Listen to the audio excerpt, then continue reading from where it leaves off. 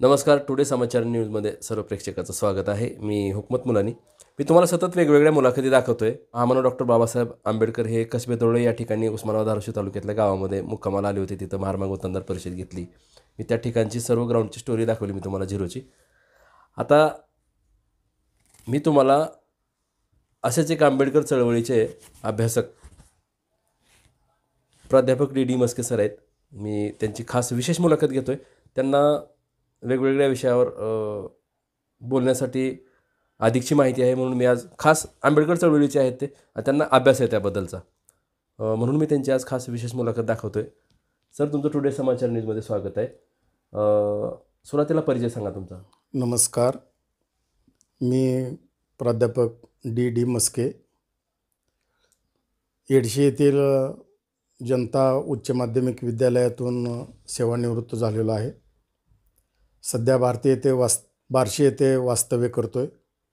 बार्शीमधल्या अनेक सामाजिक सांस्कृतिक चळवळीमध्ये मी सक्रिय सहभाग घेतलेला आहे. सध्या आंबेडकरी चळवळीचा विशेष अभ्यास हा सतत करण्याचा प्रयत्न करत असतो. अच्छा, तुम्हाला अधिकची माहिती आहे की तुम्हाला माझा पहिला प्रश्न असा आहे की बाबासाहेबांचे काही पैलू आपल्याला माहीत आहेत का काही असं वेगळे? बाबासाहेबाचे अनेक पैलू आपल्याला सांगता येतात. अच्छा, अनेक पैलू आहेत. आपल्याला सर्वांना माहीत असणारा पैलू म्हणजे दलितांचे कैवारी किंवा संविधानाचे शिल्पकार, भारतीय राज्यघटनेचे शिल्पकार म्हणून आपण ओळखतो त्यांना. अर्थशास्त्रज्ञ आहेत, राज्यशास्त्रज्ञ आहेत, समाजशास्त्रज्ञ आहेत, कायदे पंडित आहेत, नामांकित निष्णात असे वकील आहेत, स्त्रियांचे कैवारी आहेत,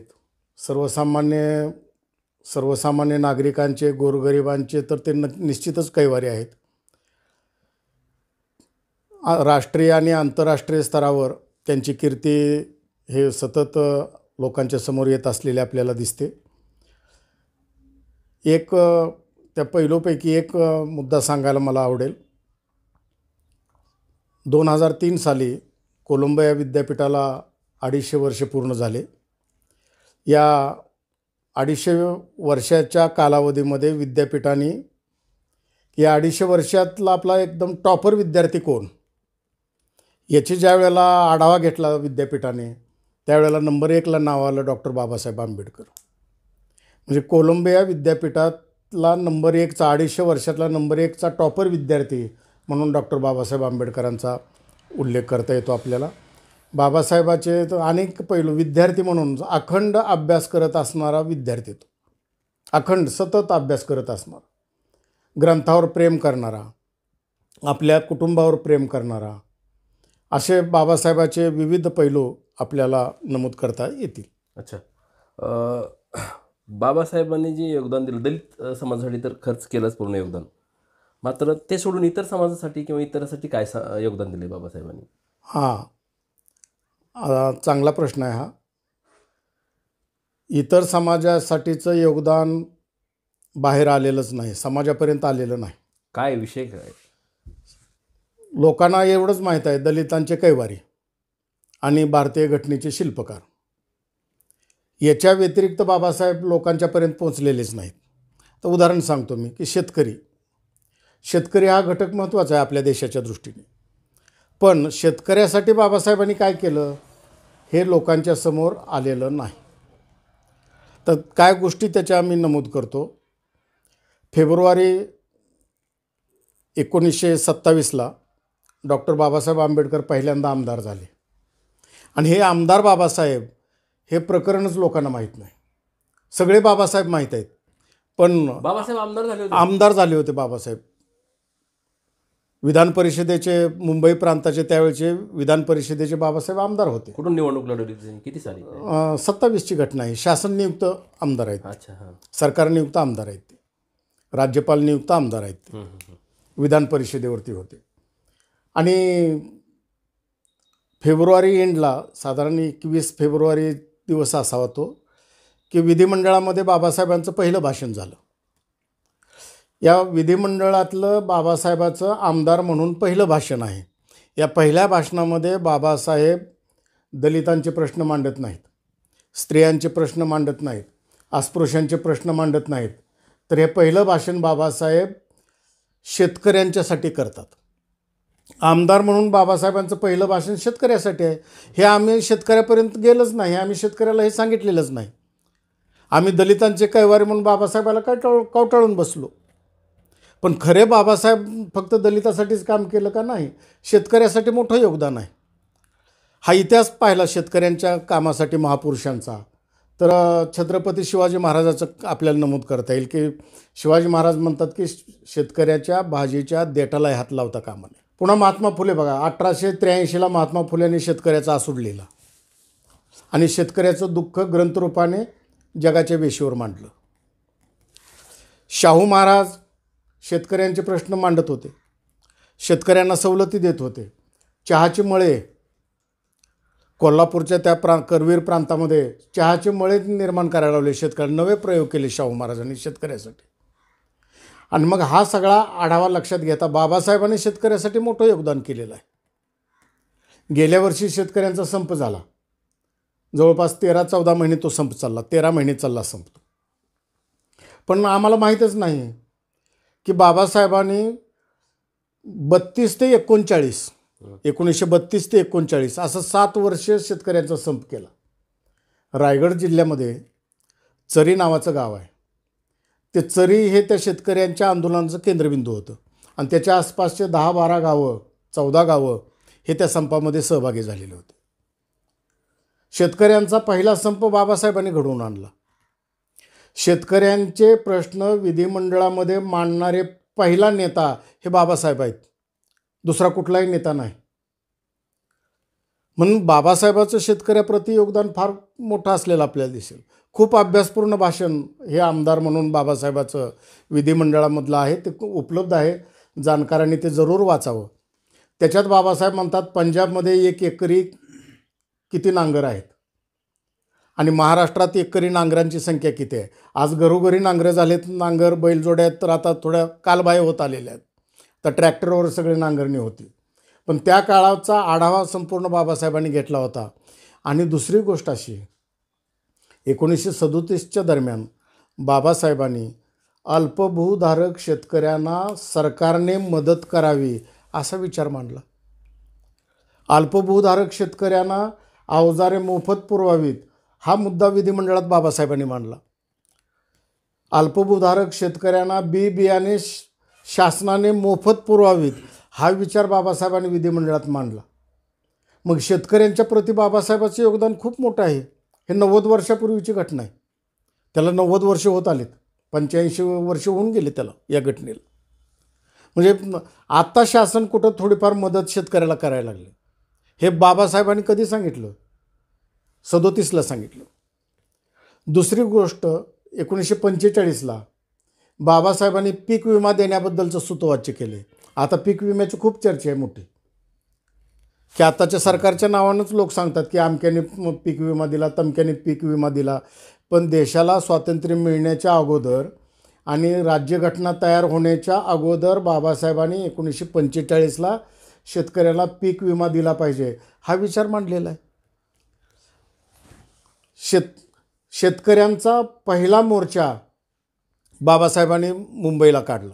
पहिला मोर्चा काढला या देशात, पहिला मोर्चा शेतकऱ्याचा बाबासाहेबांनी काढला. 25,000 शेतकरी मुंबईच्या विधिमंडळावर चालून गेलेले होते. 25,000 हा आकडा खूप मोठा आहे, खूप मोठा आहे. 37ची घटना 1900, कारण त्यावेळेला वाहतुकीचे साधनं नव्हते. वाहतुकीची साधनं नसताना, दळणवळणाच्या सुविधा नसताना बाबासाहेबांनी 25,000 शेतकऱ्यांचा मोर्चा मुंबईमध्ये आयोजित करणं ही साधी गोष्ट नव्हती. आणि मोजक्याच घोषणा या मोर्चामध्ये दिल्या जात होत्या. एक शेतकऱ्यांचा विजय असो, दुसरी घोषणा असायची बाबासाहेबांचा विजय असो. ही शेतकरी घोषणा देत होते मुंबईत, बाबासाहेबांचा विजय असो. आजच्या घोषणा काय आहेत? आता आजच्या घोषणा सगळ्या वेगळ्याच आलेल्या आहेत. आजच्या परिस्थितीत जर पाहिलं आपण तर त्यावेळेची परिस्थिती आणि आजची परिस्थिती खूप तफावत दिसेल आपल्याला, खूप तफावत काय दिसेल. वाटतंय? त्याचं एक उदाहरण सांगतो, त्यावेळच्या परिस्थितीचं आणि आत्ताचं, बाबासाहेबांच्या नेतृत्वाचं आणि आत्ताच्या नेतृत्वाचा. 16 मे 1937ला शेतकऱ्यांचा एक मेळावा कोकणात झाला आणि त्या मेळाव्यात बाबासाहेब म्हणतात की मला तुमच्यातून पंतप्रधान झालेला पाहिजे. लक्षात घ्या, बाबासाहेब म्हणतात शेतकऱ्यांना की मला तुमच्यातून पंतप्रधान झालेला पाहिजे.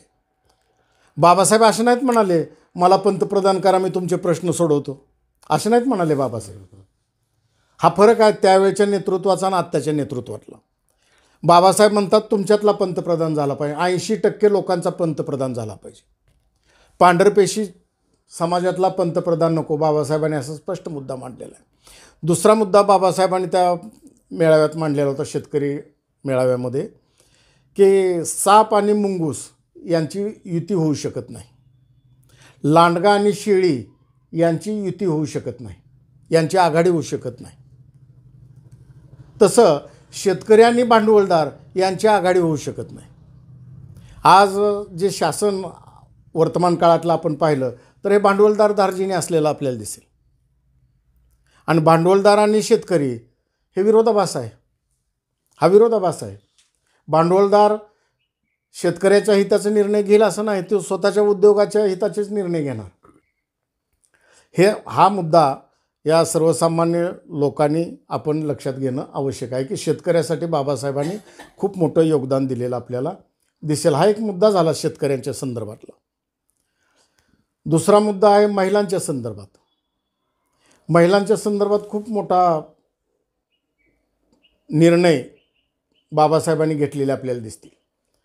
1942 ते 46 बाबासाहेब मजूर मंत्री होते आणि मजूर मंत्री असताना वेगवेगळ्या ठिकाणी ते भेटी देत होते.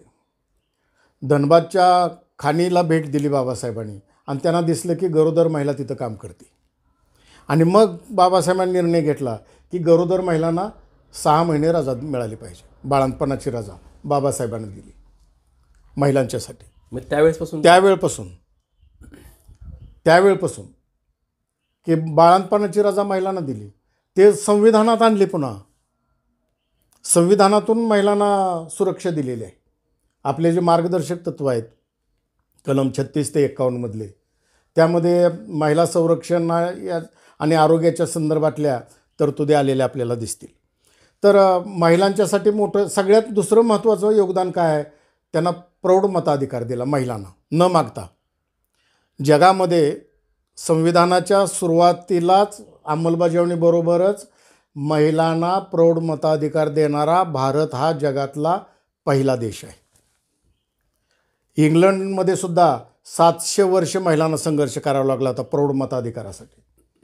1215ला इंग्लंडच्या लोकशाहीची सुरुवात झाली. 2015ला 800 वर्ष पूर्ण झाले त्याला. मॅग्ना चार्टा सनद इतिहासामध्ये तुम्ही वाचले असेल ती. भारतातल्या महिलांना प्रौढ मताधिकार, मतदानाचा अधिकार हा आपसुकच आलेला आपल्याला दिसतोय, आपसुक आलेलं. त्याच्यासाठी महिलांना संघर्ष करावा लागलेला नाही. हिंदू कोड बिल आहे, खास महिलासाठी बाबासाहेबांनी आणलेलं. ते 2000 नंतर तुकड्या तुकड्यांनी मंजूर करत असलेलं दिसेल सरकार आपल्याला 2000 नंतर.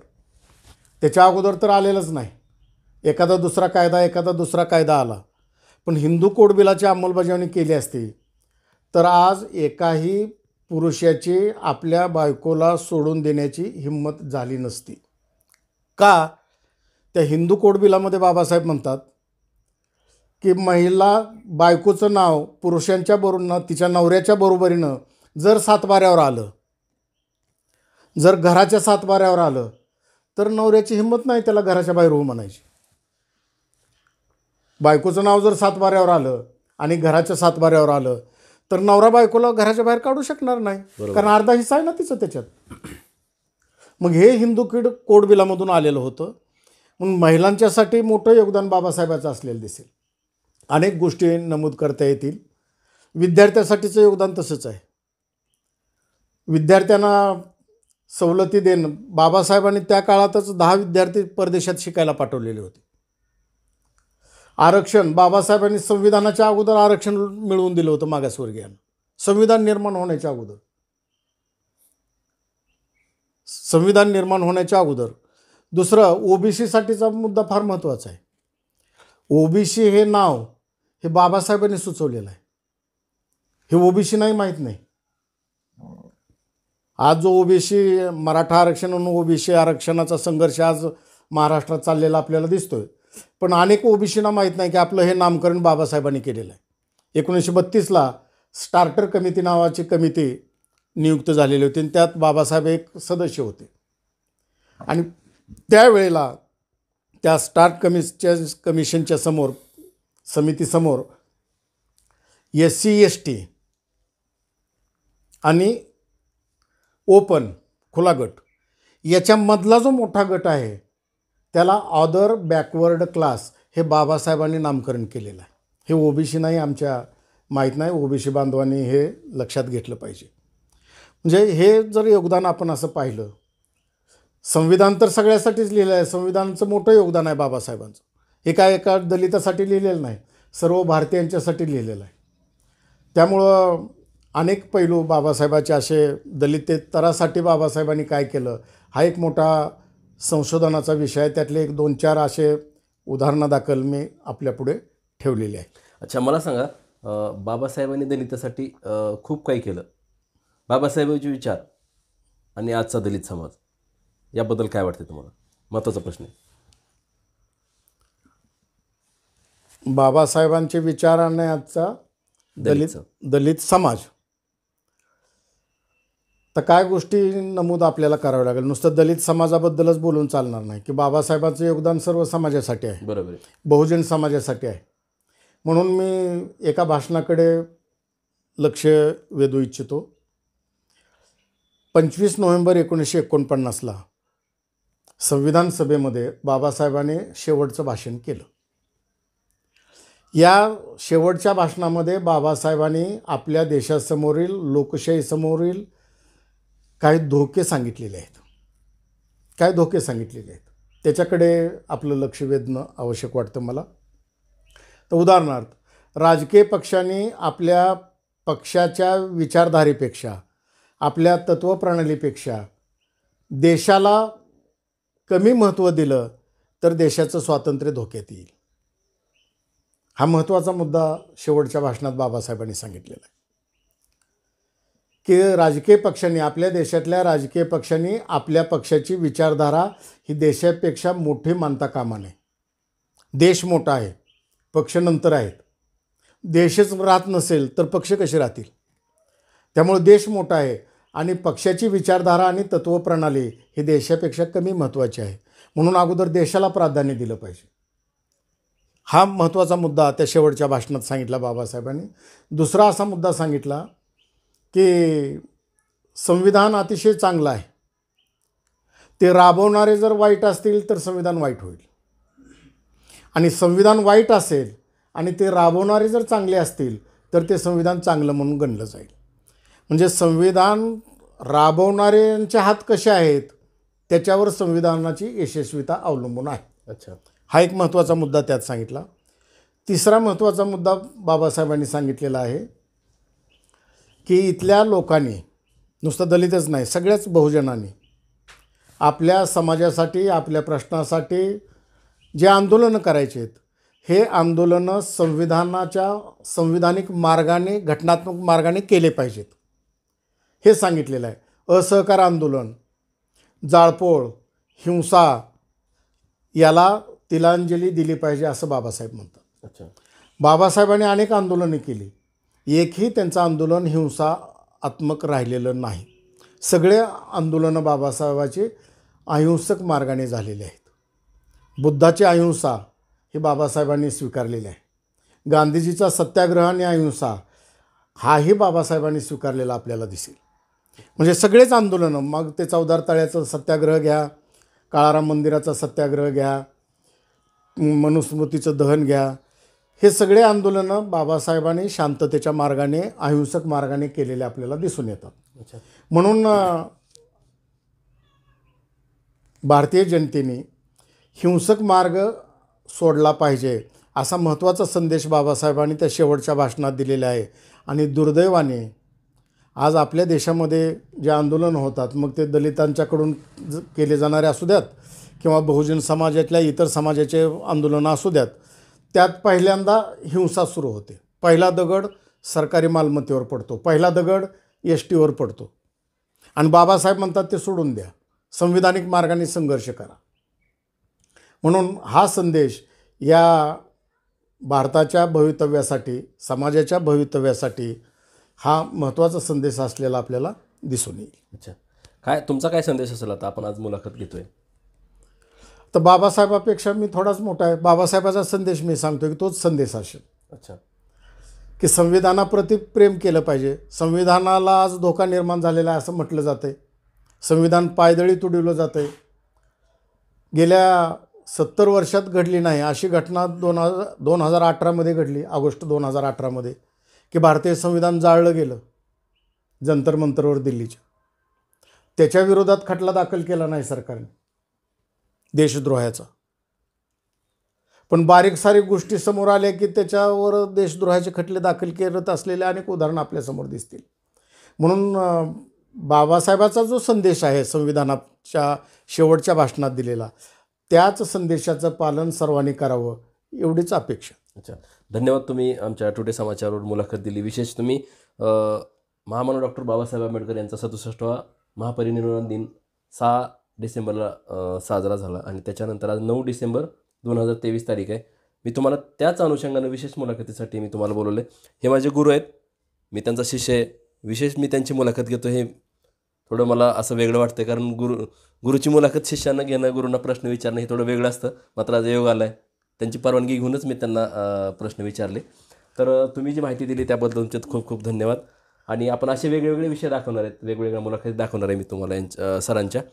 तर विशेष हे डॉक्टर बाबासाहेब आंबेडकर यांच्याबद्दल नेमकं काय, आणि बाबासाहेब हे आमदार झाले होते हे त्यांनी आपल्याला आज सांगितलं. विशेष म्हणजे हे या गोष्टी काही माहिती नसतात, त्या मी तुम्हाला सतत दाखवण्याचा प्रयत्न करतो आहे. मी तुम्हाला आज मस्के सरांची विशेष मुलाखत दाखवलेली आहे. कशी वाटली मुलाखत नक्की कळवा. आणि जर आमचं चॅनल सबस्क्राईब केलं नसेल तर आताच आमचं चॅनल सबस्क्राईब करा, लाईक करा आणि शेअर करा. आणि अशा काही वेगळ्या मुलाखती असतील, वेगळे विषय असतील, वेगळे विचारवंत जे काही समाजामध्ये व्यक्ती असतील, त्यांच्या जर काही मुलाखती करायच्या असतील तर खाली माझा स्क्रीनवर नंबर दिलेला आहे, त्या नंबरवर तुम्ही थेट कळू शकता. कॅमेरामन खंडू होबळेसोबत मी हुकमत मुलानी, EHC उस्मानाबाद, धाराशिव.